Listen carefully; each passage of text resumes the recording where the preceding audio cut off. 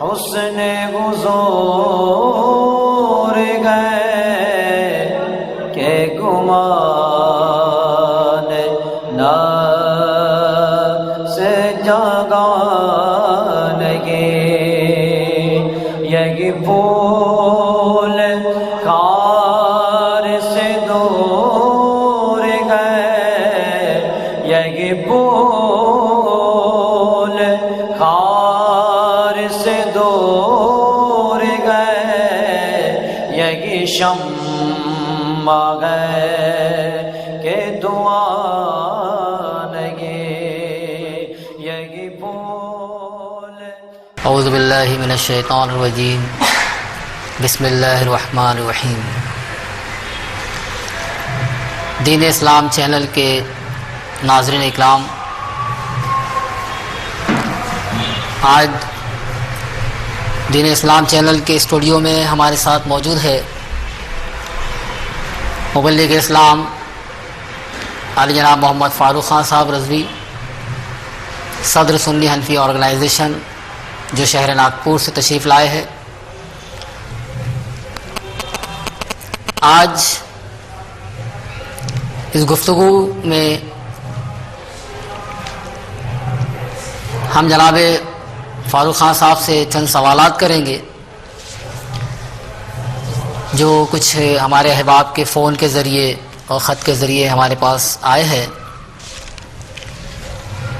چونکہ ہم لوگ جانتے ہیں اب یہ مہینہ ربیع النور شریف کا مہینہ ہے. اس مہینے میں ہمارے آقا و مولا جناب محمد رسول اللہ صلی اللہ علیہ وسلم کی آمد کا یہ مہینہ ہے. آپ اسی ماہ میں 12 ربیع الاول شریف کو اس خاکزانِ گیتی پہ تشریف لائے. جناب مبلغ اسلام سے ہم یہ پوچھنا چاہ رہے ہیں کہ عید میلاد النبی منانا کیا جائز ہے؟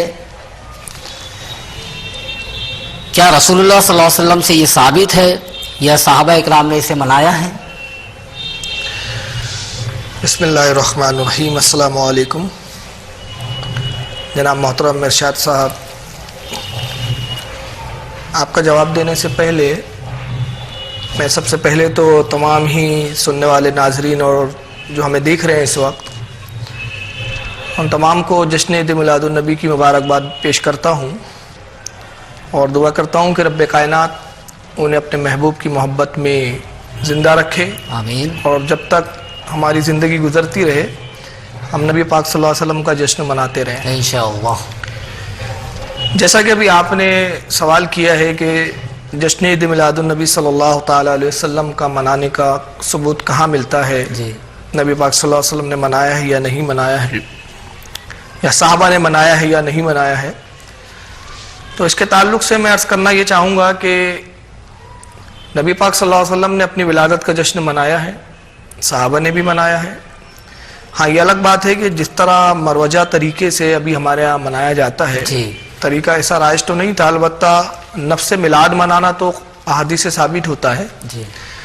اور صرف نبی پاک صلی اللہ علیہ وسلم ہی کی بات نہیں ہے، بلکہ آپ دیگر انبیاء اکرام کے بھی تعلق سے قرآن عظیم کا مطالعہ کریں تو اللہ تعالیٰ نے حضرت عیسیٰ علیہ السلام کی بھی ولادت کا ذکر قرآن میں کیا ہے، اور عیسیٰ کے جملوں کو قرآن عظیم نے بیان کیا کہ عیسیٰ علیہ السلام کہتے ہیں کہ سلامتی ہو اس دن پر جس دن میں پیدا ہوا اور جس دن آسمان پہ اٹھایا گیا.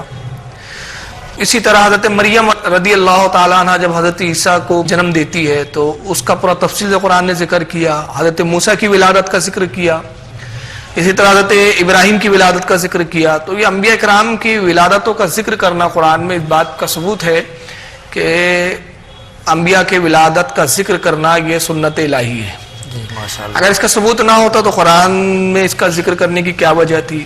حضرت عیسیٰ پیدا ہوئے، کیا وجہ تھی کہ حضرت عیسیٰ کی پیدائش کا ذکر کیا جا رہا ہے؟ تو ذکر کرنے کا مقصد یہی ہے کہ بتانا مقصود ہے کہ انبیاء کا ولادت کا ذکر بھی باعث ثواب، باعث برکت ہے.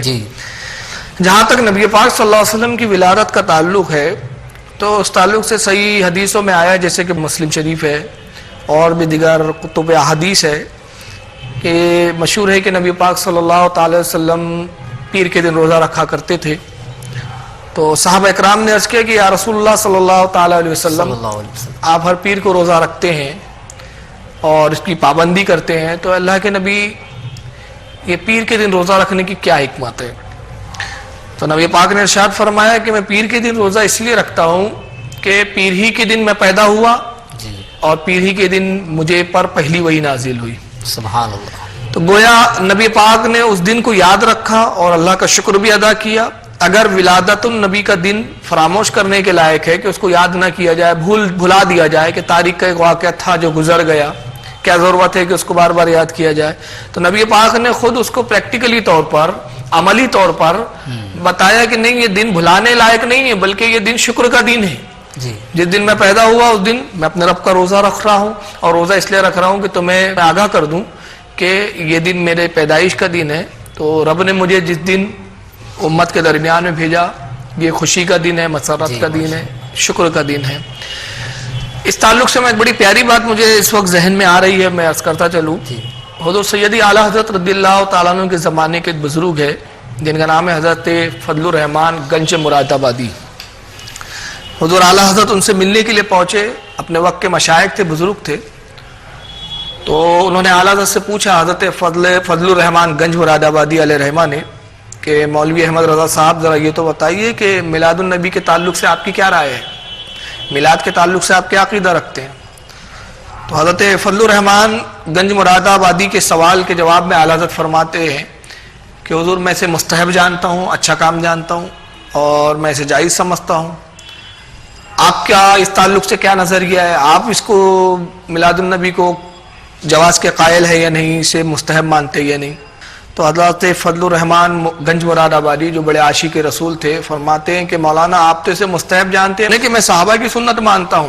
ماشاءاللہ، سبحان اللہ۔ میلاد میں یہی تو ہوتا ہے نا کہ رسول اللہ صلی اللہ علیہ وسلم کا ذکر ہوتا ہے اور اس کے بعد تبرکات بانٹے جاتے ہیں، تو میں اسے صحابہ کی سنت کہہ رہا ہوں۔ اور کہا کہ بس فرق اتنا ہے کہ جب ہم میلاد کرتے ہیں تو نبی کا ذکر کرتے ہیں اور لڈو بانٹ دیتے ہیں، مٹھائی بانٹ دیتے ہیں، مگر صحابہ جب رسول اللہ کی میلاد کا ذکر کرتے تھے تو وہ لڈو نہیں بانٹتے تھے بلکہ اپنی گردنوں کے نذرانے پیش کر دیا کرتے تھے، اپنے سروں کو بانٹ دیا کرتے تھے۔ اس کو حیات اعلیٰ حضرت میں حضرت علامہ ظفر الدین بہاری علیہ رحمہ جو آلات کے خلیفہ اور شاگرد ہے، انہوں نے بیان کیا ہے۔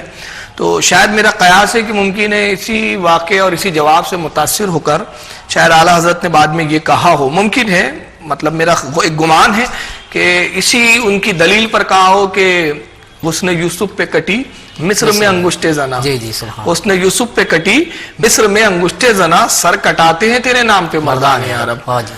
تو آپ دیکھیں کہ صحابہ نے بھی اس کو منایا ہے، اور اس کی سب سے بڑی میں دلیل دے دوں کہ اگر صحابہ نے نہیں منایا ہے، اگر کوئی کہتا ہے، تو پھر بھائی رسول اللہ کی تشریف آوری ہوئی تو حدیث میں ملتا ہے کہ فرشتوں کا نزول ہوا، گھر روشن ہو گئے، یہ ہو گیا، یہ ہو گیا، جتنے روایتیں یہ صحابہ کے ذریعے تو آئی ہے۔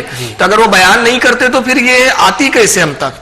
ان کا بیان انہوں نے کیا، اس کا ذکر کیا، اور اس کو باقاعدہ اس کو یاد کرتے رہے، ایک دوسرے تک پہنچاتے رہے، اور اس طرح وہ روایت در روایت ہم تک وہ بات پہنچی، تو اس سے ثابت ہو جاتا ہے کہ صحابہ اکرام بھی اس کو منایا کرتے تھے۔ ابھی جیسا کہ آپ نے بتایا ہے کہ اللہ کے رسول صلی اللہ علیہ وسلم جو ہے پیر کے دن روزہ رکھا کرتے، جی حدیث سے ثابت ہے۔ تو پیر کے دن سرکار صلی اللہ علیہ وسلم کا روزہ رکھنا، تو کیا یہ عید کا دن مانا جائے گا؟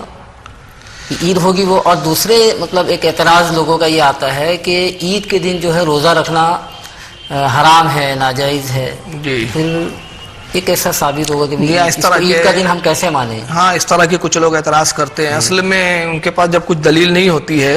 اب دیکھیے ایک مختصر سی میں بات عرض کروں کہ نبی پاک نے میلاد منایا، اس کے جواب میں میں نے حدیث پیش کی، مگر مخالفین قیاس پیش کرتے ہیں، دلیل نہیں پیش کر سکتے۔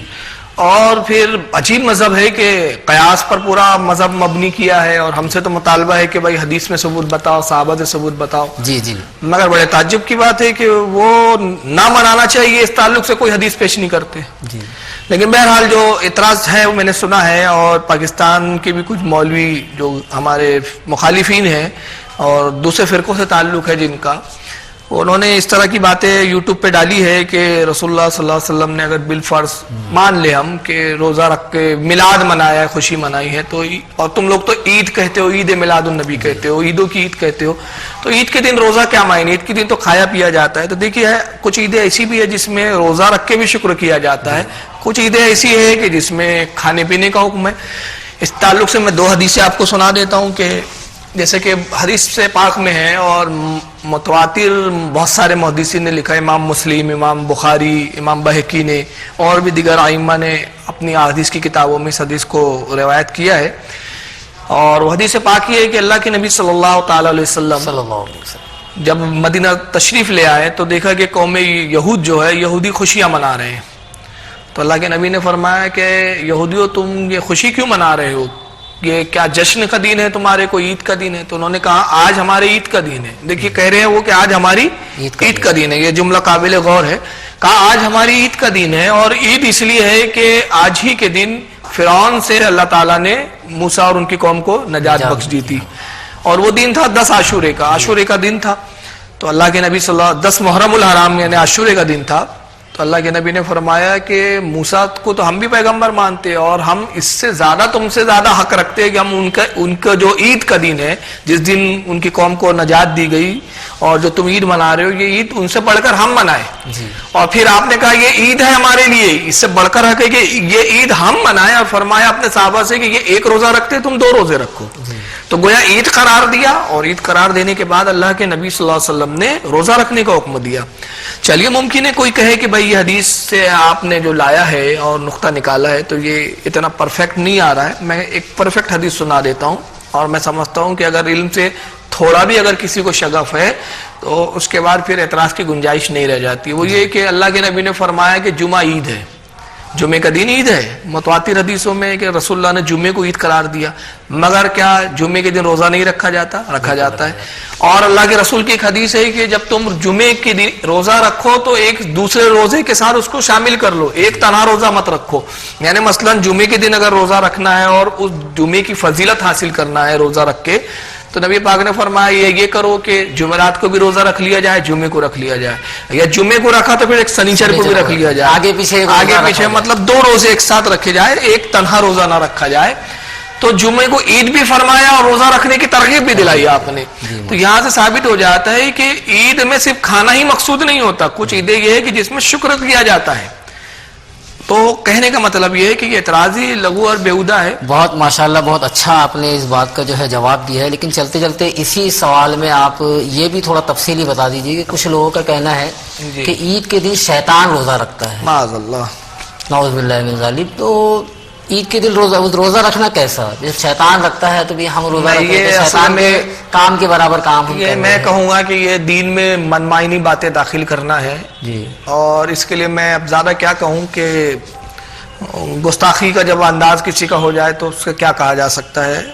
ابو جہل اور ابو لہب کو سمجھایا نہیں جا سکا تو ہم انہیں کہاں مطمئن کر سکیں گے. لیکن بہرحال میں ان سے ہی مطالبہ کرتا ہوں جو اگر اس طرح کی بات کرتے ہیں جو بھی ہے کہ عید کے دن تو شیطان روزہ رکھتا ہے، تو میری ان سے صرف اتنی سی گزارش ہے، بس تھوڑی سی گزارش، زیادہ میں مطالبہ بڑا نہیں کرتا ان سے، کہ عید کے دن شیطان روزہ رکھتا ہے. یہ کس حدیث میں آیا وہ ذرا دکھا دیں جی کہ عید کے دن شیطان روزے سے رہتا ہے.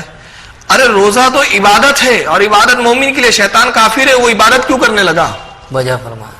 یہ اعتراضی بیہودہ ہے کہ عید کے دن شیطان روزہ رکھتا ہے.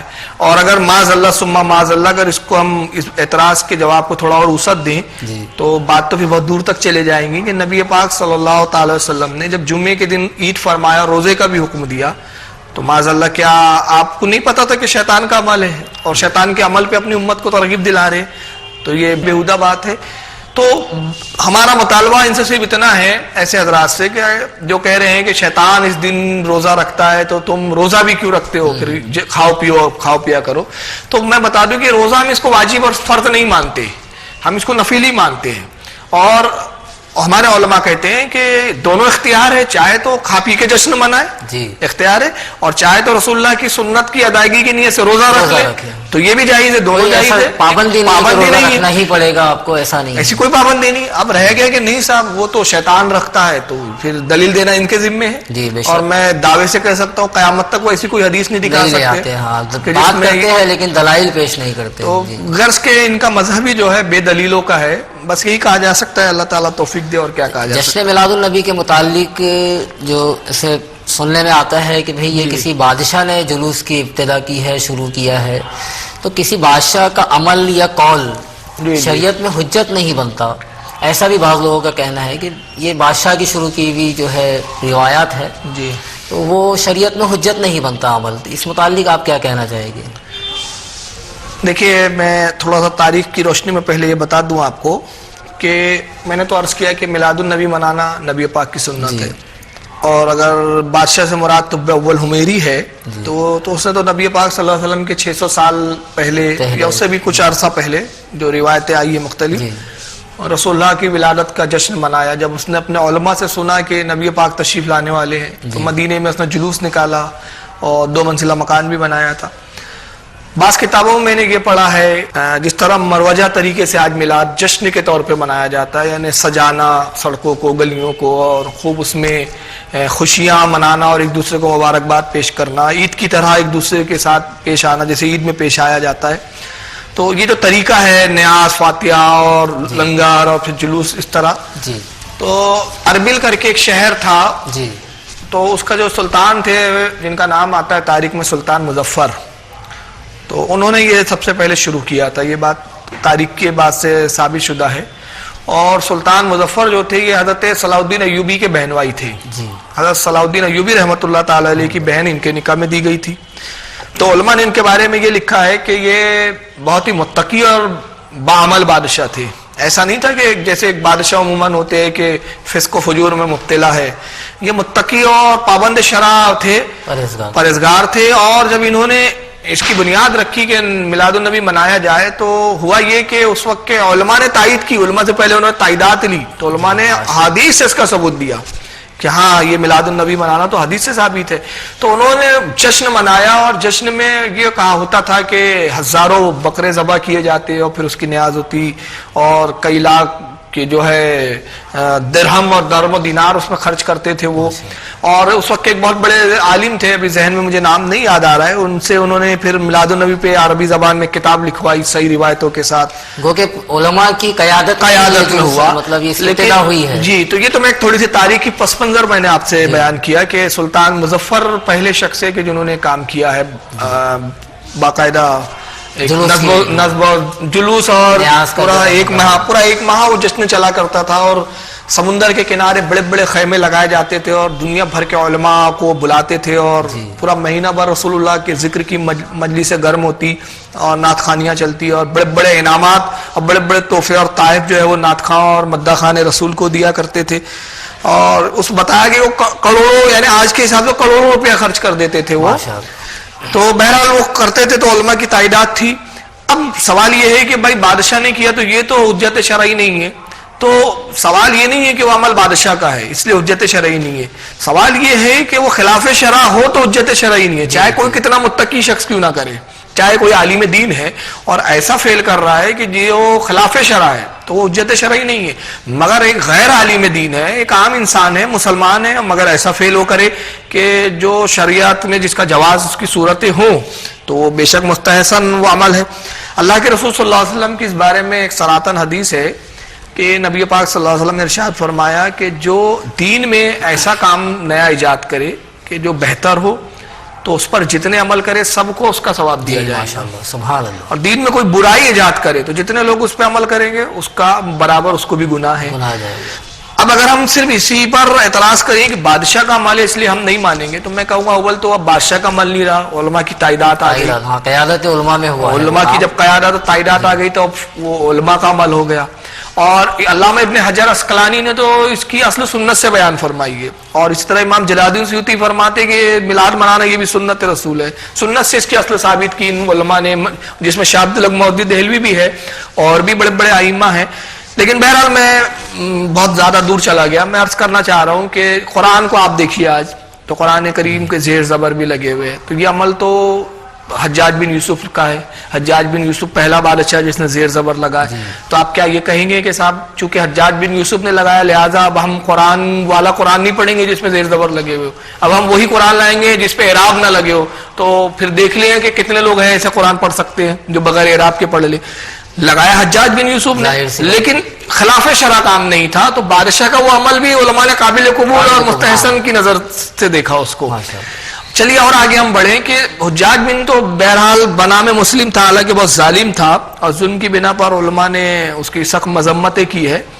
لیکن آئیے رسول اللہ سے بہت پہلے طبع والحمیری جو یمن کا بادشاہ ہے، سب سے پہلا بادشاہ یہ جس نے خانہ کعبہ پہ غلاف چڑھایا ہے، تو بادشاہ کا عمل تھا، اور وہ کوئی اس وقت مسلمان بھی نہیں تھا. جی ماشاءاللہ، بہت پیاری مثال ہے. لیکن رسول اللہ نے اس کے اس عمل کو پسند فرمایا، اور پھر کعبے کے غلاف کو برقرار بھی رکھا گیا، اور آج تک اس پر عمل کیا جا رہا ہے. روایت چالو ہے. تو نبی پاک نے یہ نہیں دیکھا یہ تو بادشاہ کا عمل ہے، یہ ہمارے لیے تھوڑی حجت ہے، کوئی نبی نہیں کا عمل نہیں ہے، کوئی ولی کا عمل نہیں ہے، بادشاہ کا عمل تھا. لیکن نبی پاک نے نہ صرف طبع والحمیری کے اس عمل کو پسند فرمایا بلکہ دعا بھی فرمائی.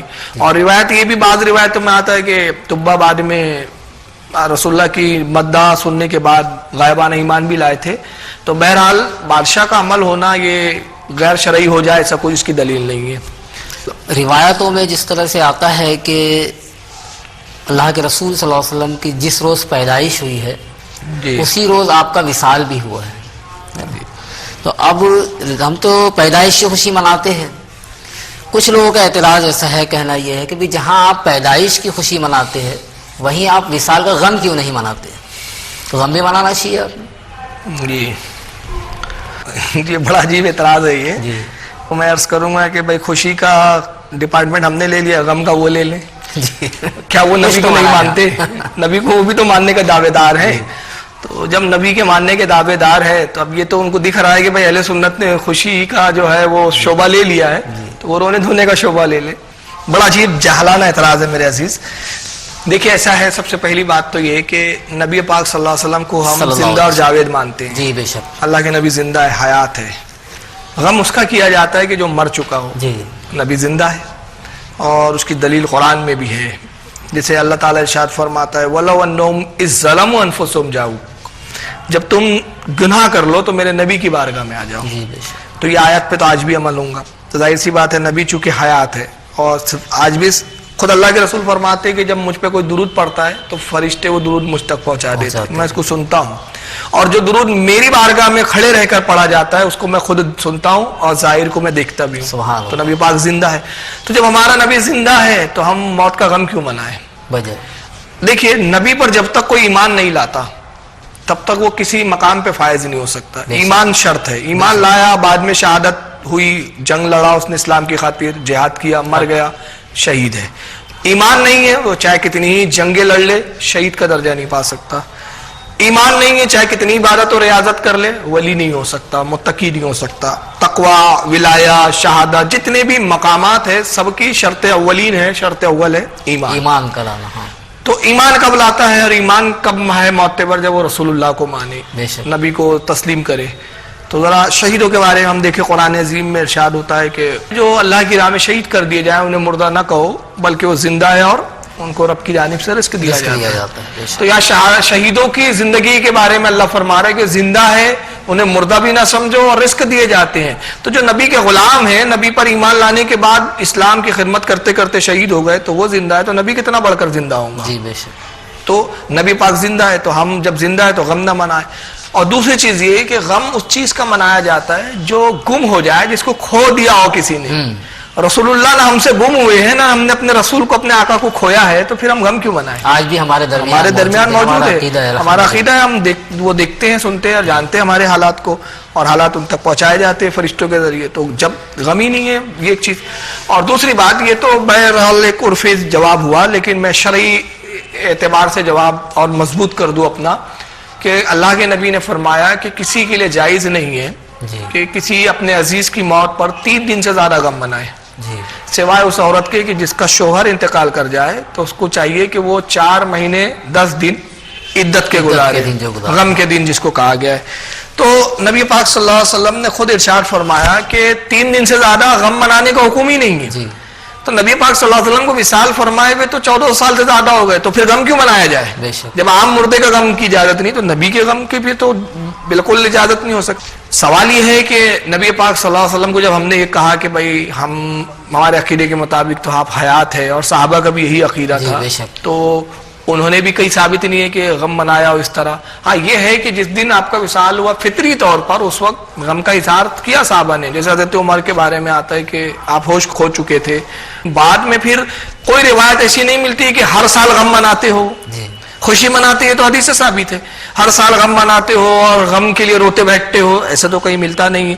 اور دوسری بات اہم یہ ہے کہ غم منانے سے منع کیا اللہ کے نبی, مگر خوشی منانے سے منع نہیں کیا. جی بے شک. اب دیکھیے اس کی میں مثال دے دیتا ہوں. حضرت موسیٰ علیہ السلام کی قوم کو جس تاریخ کو اللہ تعالیٰ نے فرعون سے نجات دی, اس دن کو نبی پاک نے خوشی کا دن قرار دے دیا. جی. لیکن جس تاریخ کو موسیٰ علیہ السلام کا وصال ہوا, اللہ کے نبی نے یہ نہیں کہا کہ وہ دن کو غم منانے بیٹھ جاؤ. تو غم کے منانے کی ہمارے یہاں اجازت نہیں ہے, خوشی اور مسرت کی اجازت ہے. تو جن کا مذہب بہتر ہے اور جو نبی سے محبت کرتے ہیں اور جو نبی کا عاشق ہے, اس کو غم کس بات کا ہے؟ جی بے شک. تو اسی کو تعالیٰ حضرت یوں کہتے ہیں کہ خوف نہ رکھ رضا ذرا, تو تو ہے عبد مصطفیٰ, تیرے لیے امان ہے, تیرے لیے امان ہے. تو ہمارے آقا زندہ ہے اور ہمارے لیے امان ہی امان ہے, تو ہم غم کس بات کا کریں؟ ماشاءاللہ کافی اچھے دلائل دیے آپ نے. لیکن چلتے چلتے میں آپ کو یہ بتا دوں کہ بیچ میں ایک ذاکر نائک کی کسی تقریر میں سنا گیا کہ جشن میلاد النبی منانا یہ کسی حدیث میں نہیں ہے. اب کافی حدیثیں آپ نے یہاں پیش بھی کی ابھی, لیکن میں ایک بار پھر چاہوں گا کہ کچھ اور مضبوط دلائل کے ساتھ جناب ذاکر نائک صاحب کو آپ بتائیے کہ کن احادیث میں آیا ہے کہ بھئی جشن میلاد النبی منانا چاہیے, یہ خوشیاں ہم نے منانی چاہیے. دیکھیے ڈاکٹر ذاکر نائک صاحب کا تو معاملہ ایسا ہے,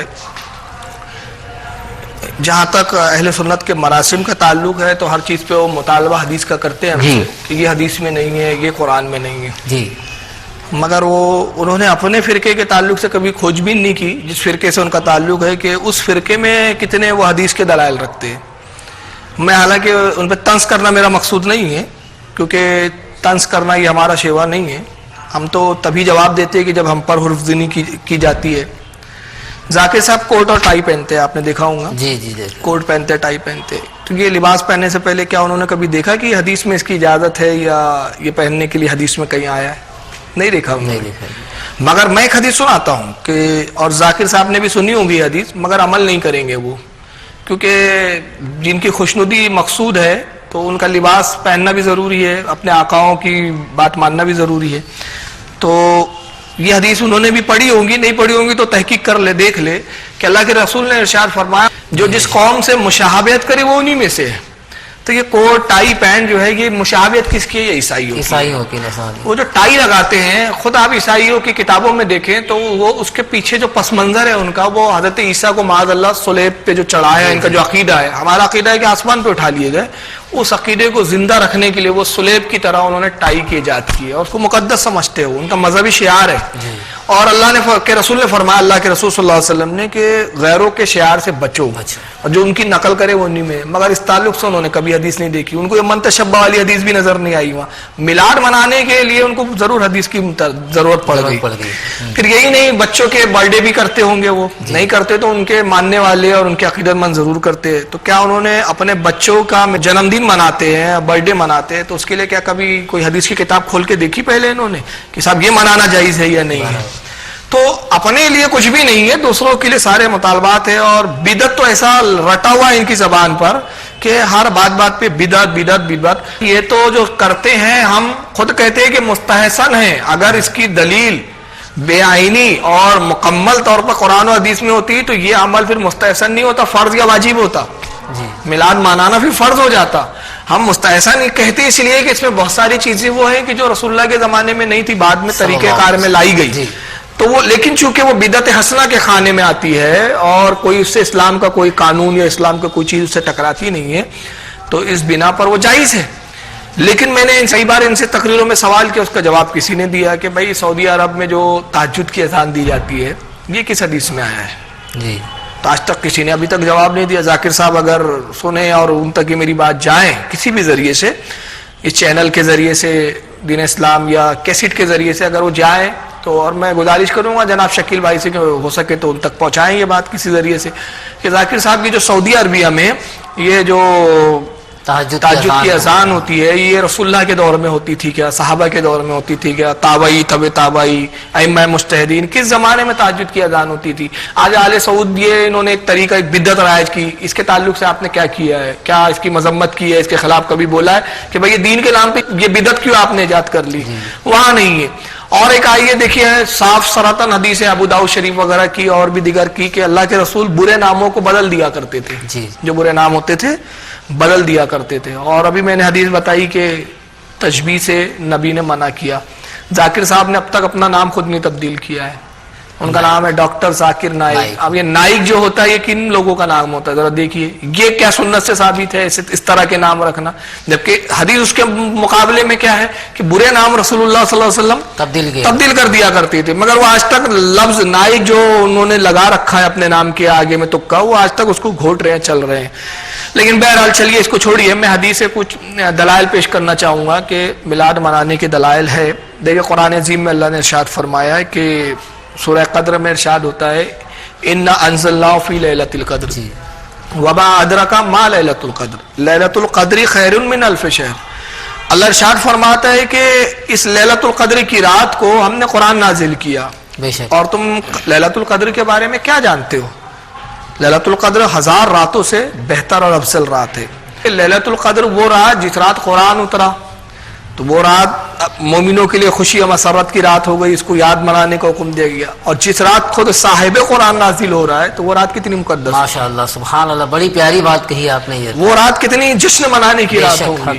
اور آج تک شب قدر ہم مناتے ہیں, رمضان میں تلاش کرتے ہیں, 27 کی شب کو ڈھونڈتے ہیں, اس کو 29 کی شب کو ڈھونڈتے ہیں, اور 25 کی شب کو 129 تاک راتیں کہی گئی ہے, تو تاک راتوں میں ہم اس کو تلاش کرتے ہیں, اور حکم دیا گیا کہ ان تاک راتوں میں اس کو تلاش کرو, ڈھونڈو, اور اس کی فضیلت کو حاصل کرو.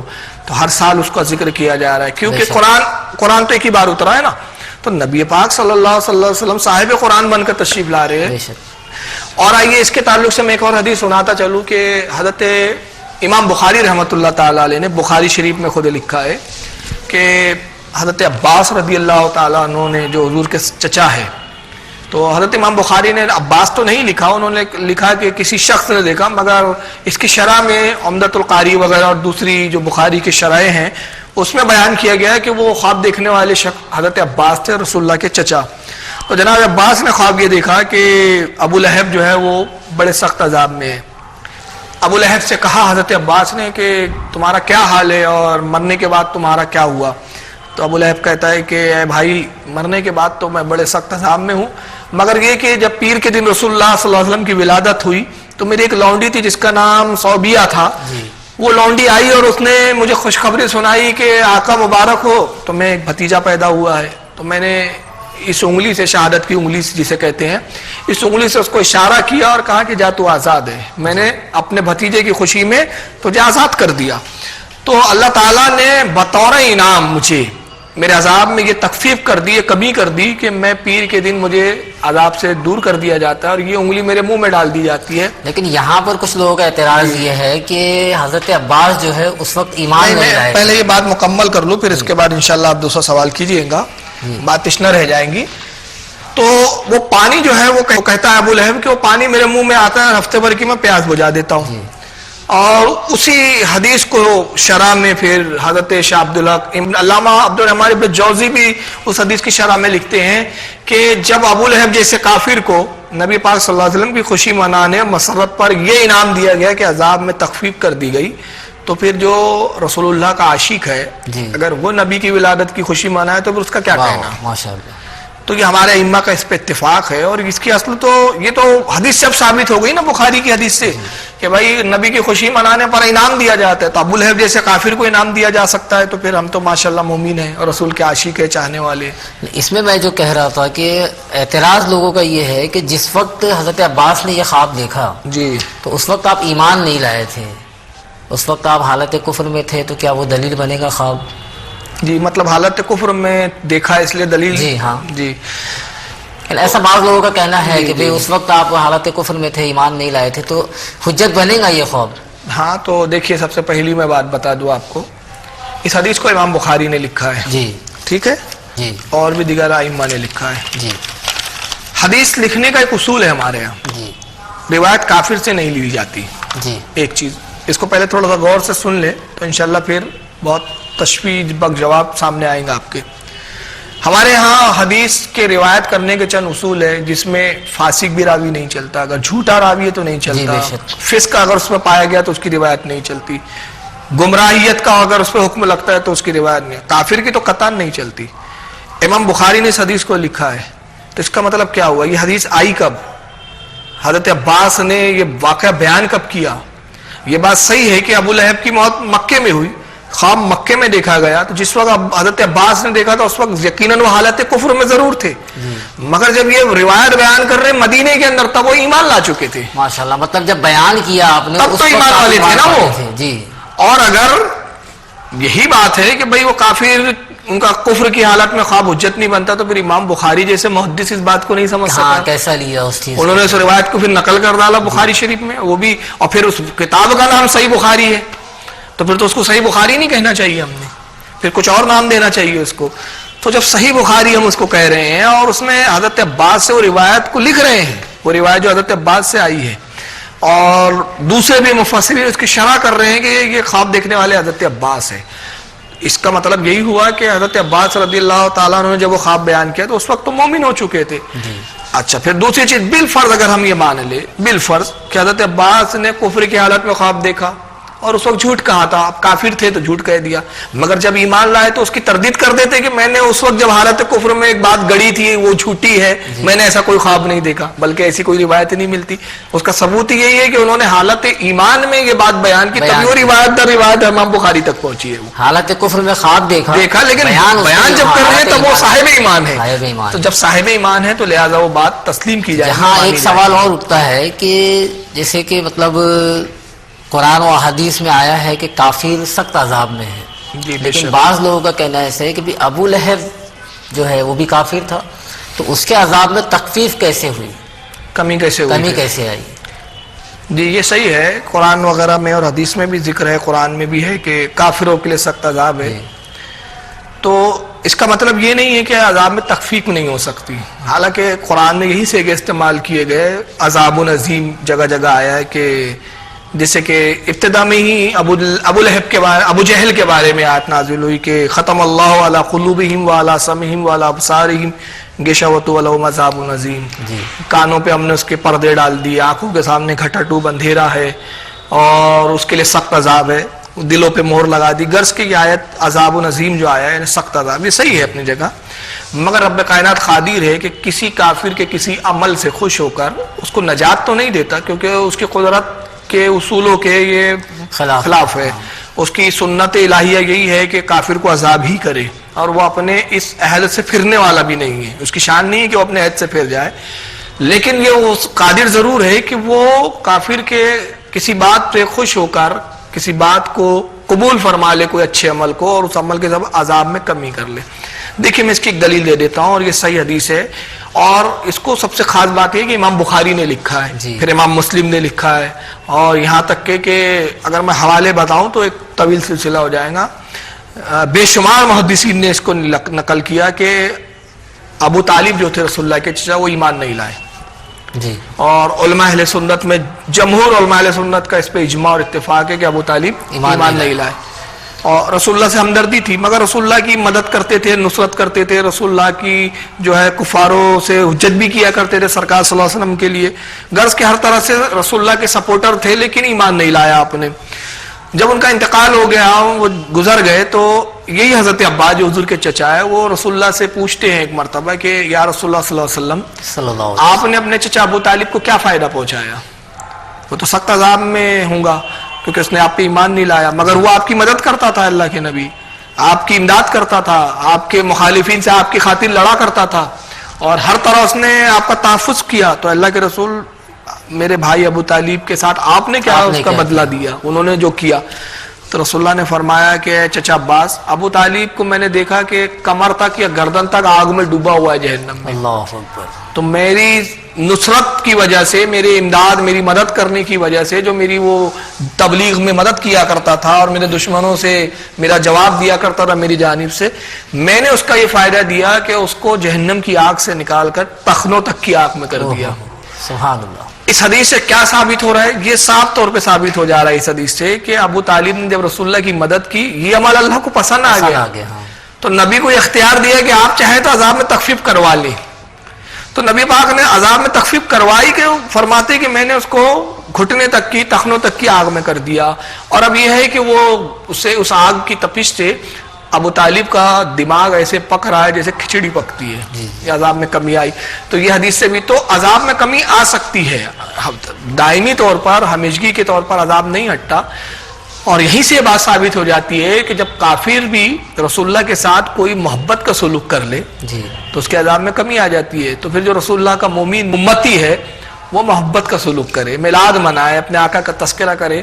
میں یہ آج تک نہیں سمجھ پایا ہوں, ابھی گفتگو چونکہ میلاد پہ چل رہی ہے, آخر میلاد سے لوگوں کو چیڑ کیوں ہے؟ میلاد میں کیا ہوتا ہے؟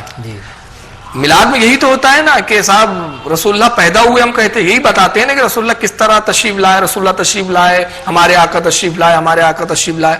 میں اس پہ ایک بات عرض کرتا چلوں, ممکن ہے کہ آپ کے وہ سوالات میں نہ ہو لیکن بات ذہن میں آ گئی ہے تو میں عرض کر رہا ہوں کہ ہمارے شہر ناگپور میں بیچ میں بہت سال پہلے غیر مقلدوں نے ایک شور مچایا تھا کہ میلاد النبی منانا شرک ہے.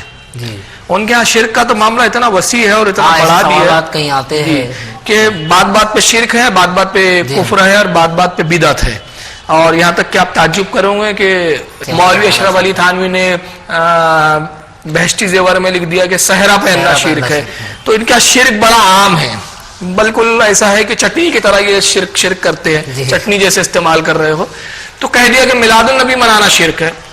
تو میں نے اپنی ایک تقریر میں اس کا جواب دیتے ہوئے کہا تھا کہ بڑے تعجب کی بات ہے کہ تم اس فعل کو شرک کہہ رہے ہو. ارے میلاد النبی منانا تو عین توحید ہے, یہ توحید ہے. اور وہ کیسے توحید ہے؟ میں نے کہا سنو, جب ہم یہ کہتے ہیں کہ رسول اللہ 12 ربیع النور کو 12 ربیع الاول شریف کو پیدا ہوئے, ماں آمنہ تھی, باپ عبداللہ تھے, تو جس کا باپ ہوتا ہے, جس کی ماں ہوتی ہے, جو پیدا ہوتا ہے وہ خدا نہیں ہوتا. سبحان اللہ, بہت خدا وہ ہے لم یلد ولم یولد. اس کی شان یہ ہے کہ نہ وہ کسی سے جنا گیا ہے نہ اس سے کوئی جنا گیا. یہ تو نبی جنم لے رہے ہیں, پیدا ہو رہے ہیں. تو جب ہم ہر سال نبی کی امتیوں کو اور اپنے ماں جو ہے کہنا چاہیے اپنی قوم کو بتاتے ہیں کہ دیکھو یہ 12 ربیع الاول وہ تاریخ آ گئی ہے کہ جس تاریخ کو نبی پیدا ہوئے تھے, تو ہم تب توحید کا ذکر کرتے ہیں, توحید کو بلند کرتے ہیں کہ خبردار, جس طرح عیسائیوں نے عیسیٰ کے معجزوں کو دیکھ کر خدا کا بیٹا سمجھ لیا, تم محمد صلی اللہ علیہ وسلم کو خدا کا بیٹا مت سمجھنا, خدا مت سمجھنا, خدا کے برابر نہ سمجھنا, اس لیے کہ آمنہ کے شکم سے پیدا ہو رہے ہیں. بڑا پیارا ہی نقطہ دیا. یہ عبداللہ کے صاحبزادے ہیں, باپ جو ہے عبداللہ ہے, دادا عبد المطلب ہے. یہ جو ہم ذکر کرتے ہیں تو یہ اس میں واضح ہو جاتا ہے کہ یہ پیدا ہوئے تو یہ انسان بشر بن کے آئے ہیں, یہ خدا بن کر نہیں آئے. تو کہنے کا مطلب یہ ہے, میں عرض یہ کرنا چاہ رہا تھا کہ ان کے شرک کی بڑی وسعت ہے. بہرحال یہ شرک بھی نہیں ہے, بدعت بھی نہیں ہے, اور یہ تو ائمہ سے ثابت ہے. جس پر بزرگان دین کا عمل ہے, بزرگان دین نے اس کو کیا ہے, تو اس عمل کو کرتے رہنا چاہیے اور اس پر خوشیوں کا اظہار کرتے رہنا چاہیے. سبحان اللہ, جزاک اللہ. دین اسلام چینل کے ناظرین اکرام, ابھی آپ جشن میلاد النبی صلی اللہ علیہ وسلم منانے پر جو غیروں کے اعتراضات ہوتے ہیں اس کے بھرپور دلائل کے ساتھ مدلل جوابات آپ نے مبلغ اسلام جناب محمد فاروق خان صاحب رضوی سے سماعت فرمائے. اس چینل کے پروپرائٹر جناب محمد شکیل صاحب, ہم شکر گزار ہے کہ انہوں نے یہاں پر مبلغ اسلام کو آپ کے روبرو ہونے کا موقع فراہم فرمایا. اب چلتے چلتے آخر میں رخصت ہوتے وقت یہ کہنا چاہوں گا کہ جشن عید میلاد النبی صلی اللہ علیہ وسلم پر مبلغ اسلام ہمیں کچھ نصیحت فرمائیں. جی, نصیحت تو ہمارے بزرگ اور علماء کا حق ہے. میں تو اس لائق نہیں ہوں کہ کچھ نصیحت کر سکوں, لیکن بہرحال آپ نے چونکہ حکم فرمایا ہے تو نصیحت یہی ہے کہ میلاد النبی منایا جائے, لیکن شرعی حدودوں میں رہ کر منایا جائے. اور شرعی حدود یہ ہے کہ جس چیز سے ہمارے علماء کرام منع کریں اس سے ہمیں رک جانا چاہیے, اور جس چیز کی اجازت دیں اور جس کی تائید علماء کر دے تو وہ عمل بے شک کیا جائے. اس لیے کہ جائز ناجائز کے جو اصول و ضابطے ہیں ہمارے علماء جتنا بہتر سمجھتے ہیں وہ عوام نہیں سمجھ پاتی ہے. تو عموماً جیسے کہ آج کل جلوس جو ہمارے ہاں نکلنے لگے ہیں تو اس میں بہت ساری چیزیں خلاف شرع ہوتی ہے. تو میں اپنے نوجوانوں سے خصوصاً اور جو جلوس نکالتی ہیں جو کمیٹیاں, ان سے میں گزارش کروں گا کہ جہاں تک حتی المقدور, جہاں تک ممکن ہو, جلوس میں جو برائیاں آ گئی اس کی اصلاح کریں. مثلاً خواتین آنے لگی ہمارے ہاں جلوسوں میں, تو گزارش ہے کہ اپنی عورتوں کو جلوس میں شرکت سے روکیں. کہ نبی پاک صلی اللہ علیہ وسلم نے عورتوں کو لیے فرمایا کہ عورت عورت ہے, گھر میں رکھنے کی چیز ہے. جب وہ باہر نکلتی ہے تو شیطان جھانک کر دیکھتا ہے, اس کو شیطان گھورتا ہے. منع فرمایا نبی پاک نے, تو احترام کرے. جب نبی کی مقدس بیویوں نے پردہ کیا ہے, مقدس بیٹی حضرت خاتون جنت نے پردہ کیا ہے, تو یقیناً ہماری ماں بہنوں کو چاہیے کہ ان کی سیرت کو اپنائیں، اور جب ان کی کنیزی کا ہونے کا دعویٰ ہے، کنیز کا بننے کا دعویٰ ہے، تو ان کی سیرت پہ عمل کریں۔ ایک چیز یہ کہوں گا، دوسرا یہ کہ ڈی جے وغیرہ بجائے جاتے ہیں، اس سے بھی پرہیز کرے کہ علماء اس سے منع کرتے ہیں۔ ہاں، نعت پڑھی جائے، درود و سلام پڑھے جائیں، سلیقے سے نعرے لگائے جائیں، ڈھول باجا بجانے سے پرہیز کیا جائے۔ ڈھول بھی بجاتے ہیں کچھ جگہ، بامبے میں تو پتہ نہیں مجھے کیا ہوتا ہے، لیکن کچھ جگہ سننے میں آتا ہے کہ ڈھول بھی بجائے جاتے ہیں، تو اس سے بھی پرہیز کریں۔ اور ایک دوسرے پہ پانی کے پاؤچ وغیرہ نہ پھینکے۔ کھانے پینے کی اشیاء اگر جلوس میں ملتی ہے تو بیٹھ کے کھائیں پیئیں، کہ رسول اللہ کی سنت ہے، بیٹھ جائیں کسی کنارے پہ اور پھر کھائے پیئے۔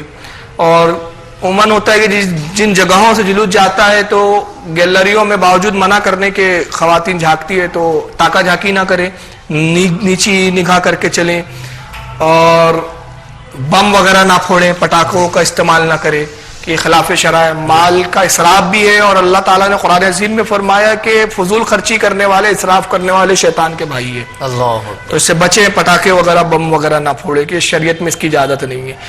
اور بھی بہت ساری برائیاں ہیں، آپ لوگ بہتر سمجھتے ہیں، اور ہر جگہ جلوس کے جو الگ الگ مجاز ہے، الگ الگ کچھ برائیاں داخل ہو گئی ہے، تو جہاں جیسی برائی ہو خلاف شرع، میں نے ابتدا میں کہہ دیا کہ جس چیز کو علماء منع کریں اس سے بعد آ جانا چاہیے۔ اور صرف ہمارے لیے ایک ہی بات کافی ہے، ہم یہ سوچیں کہ ہم جس نبی کا جشن منا رہے ہیں، اس نبی کی جلوہ گری ہوئی کس مقصد سے، وہ تشریف کس مقصد سے لائے؟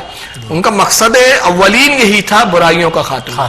تو جو نبی ہمارا، جو ہمارا آقا اور مولا برائیوں کو ختم کرنے کے لیے تشریف لایا، اگر اسی دن کو ہم خرافاتوں کا دن بنا دیں تو نبی پاک کی روح کو ہم کتنی تکلیف دے رہے ہیں۔ تو میں گزارش کروں گا کہ ہماری عوام سے، ہمارے نوجوانوں سے، کہ جلوس کو شرعی دائرے میں ہی وہ نکالے اور اس میں شرکت کرے۔ اللہ تعالیٰ سب کو سمجھ کی توفیق عطا فرمائے۔